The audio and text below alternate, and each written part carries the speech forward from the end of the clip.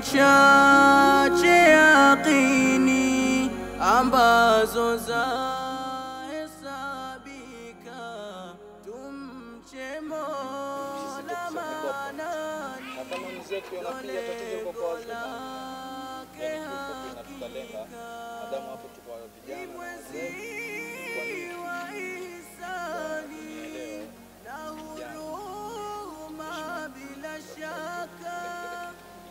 Assalamu alaikum warahmatullahi wabarakatuh.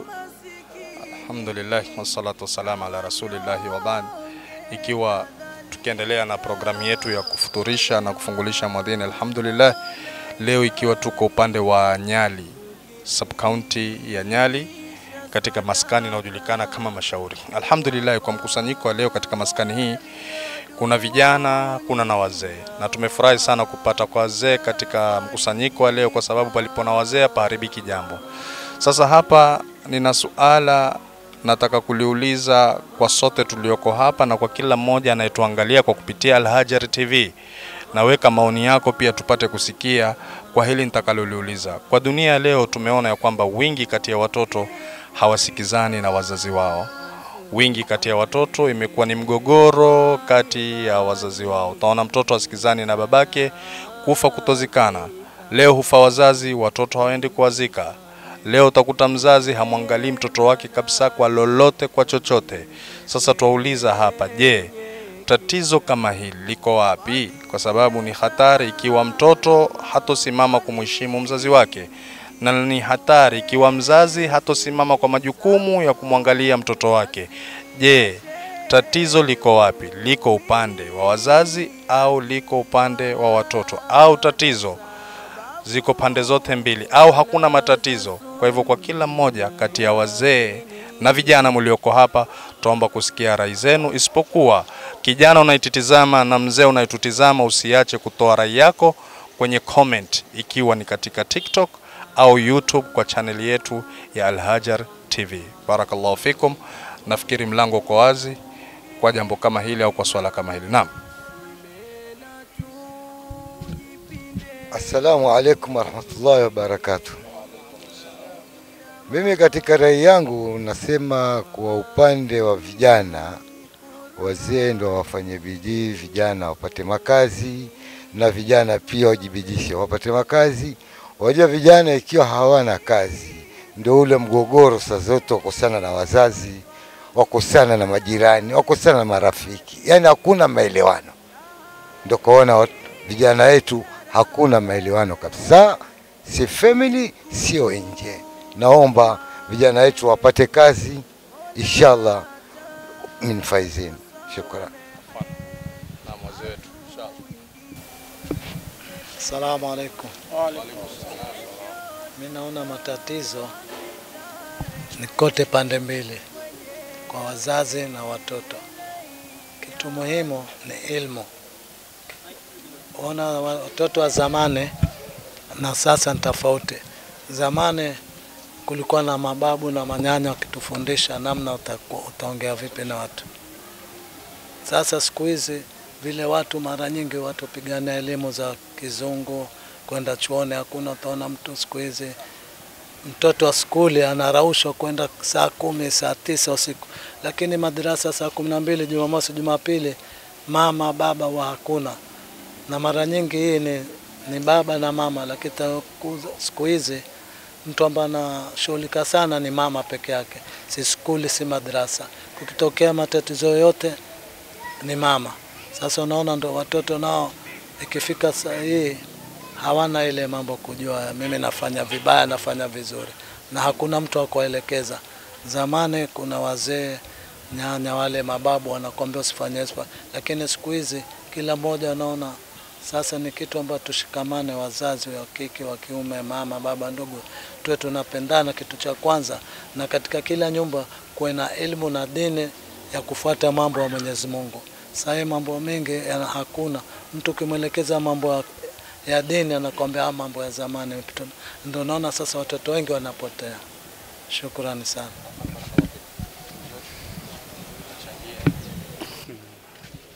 Assalamu alaikum. Mimi maoni yangu napendelea vijana wapae kazi. Maana kwa sababu vijana wameingia kwenye mahali pabaya, kuwashikia watu pengine panga, kisu, nini. Saona. Sasa mimi upendo langu hao vijana wapae kazi, kwa sababu waatele mambo ya mbaya kuotea watu, kushika watu kabari au kumwona mtu hivi kunyang'anya tu nini.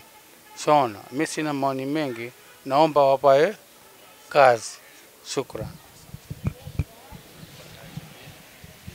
Vijana. Mimi sina kuzungumza.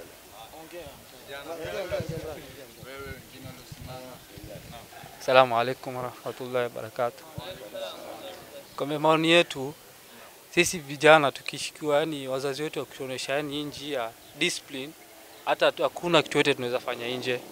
Cause najua whatever ndafanya nje ndakuja ndapata discipline nyumbani. Ni vile nimeshikiwa kiboko.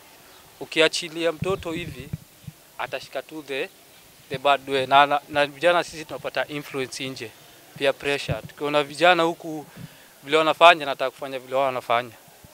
So ndio kwa maana tunaharibika kichwa, ni tunaona this the right way. Kwa hivyo ina maana kwa unavyozungumza ni wazazi wasimame kwa maadili yaliyo mema kuelekeza watoto wao. Yes. Ili hata hao watoto wao wasimame kwenye kuheshimu. Yes. Yes, cause najua nikipata discipline nyumbani najua nikifanya hivi babangu akisikia nimeisha. So unakuwa na ile uoga. So huwezi fanya kitu yote yani ile babako wapate information mbaya kukuhusu. Yes. Assalamu alaikum warahmatullahi wabarakatuh. Mimi nasema kwa watoto wetu wa Kiislamu, kwanza elimu ya kidini iwe mbele, na chanzo kuu cha zaidi pia Qur'ani iwekwe mbele kwa mtoto kusafisha ile ubongo wake. Ikifuatia Qur'ani na mambo mengine yatakuja kwa uwepesi. Mzazi kwa hivyo afahamu shikilie mtoto kwenye upande wa Qur'ani, mkae vizuri, awe hifadhi Qur'ani. Mtoto pia atanyoka kwenye maadili pia ya huko nje. Shukran. Assalamu alaikum warahmatullahi wabarakatuh. Anavyoongelea ndugu yangu ni ukweli, kwa sababu mtoto utakapokuwa umemsomesha madrasa atakuwa na imani. Hata akafanya makosa utakapomtolea ukali atajua huyu ni babangu. Ajua pepo iko kwa babangu na kwa mamangu. Lakini kama hakuna dini, hata ukamlekeza vipi. Na alivyosema mzee wangu ni kweli, watu wengi wanabidii sana na mambo ya skuli. Tena skuli saa 12 mtoto ashainushwa. Madrasa ile Jumamosi saa 1. Daily watoto wachelewa. Kila siku watoto wachelewa. Sasa hii kama madrasa ni ndo ya mwisho. Huwa imewekwa ni fungu la mwisho madrasa. Haya ndo ya mbele.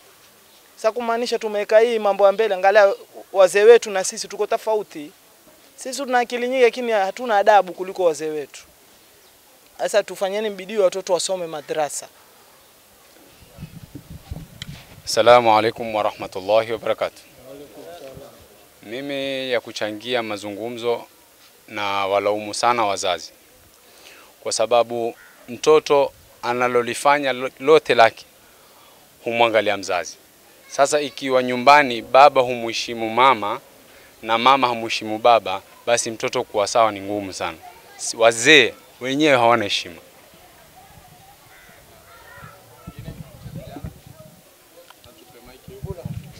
Naam, assalamu alaikum warahmatullahi wabarakatuh.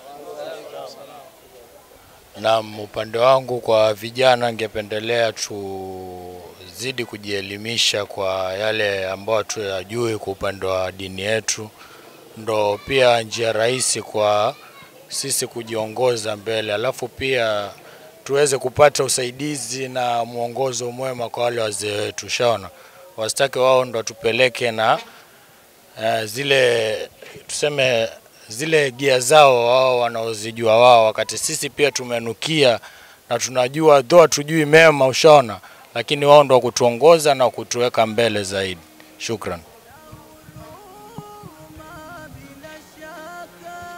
Barakallahu fikum. Mashallah, tumesikia maoni kutoka kwa wazee na maoni kutoka kwa vijana.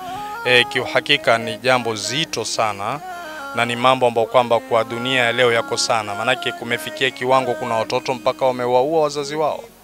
Kuna watoto wameua mama zao, kuna watoto wameua baba zao.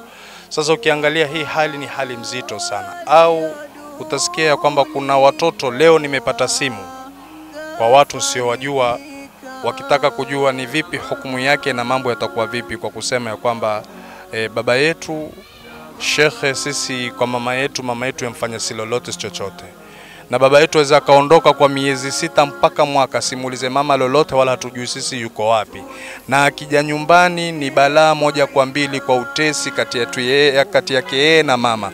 Je, shekhe, sisi kama watoto tukisimama kumpiga baba vita au tukisema baba asije nyumbani atafute mahali yaende, ni ipi hukumu yetu kama vijana?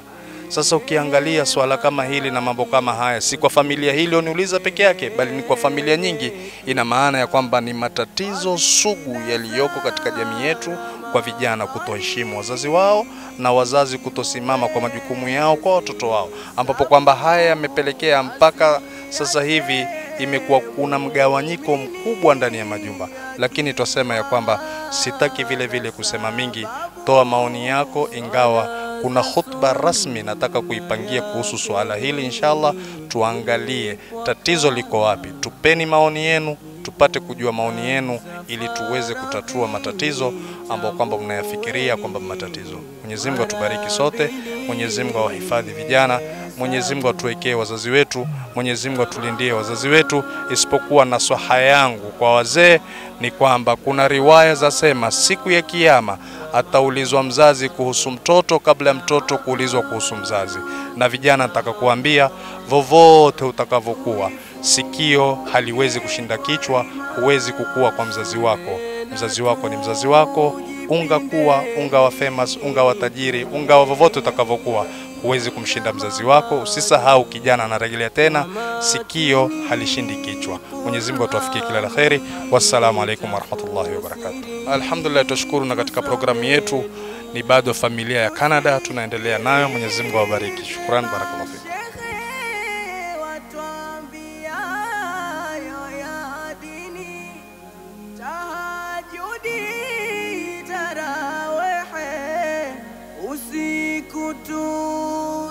Tusimameni, Mola tatusamehe, atuingize peponi, kesho tukasitarehe kwenye yake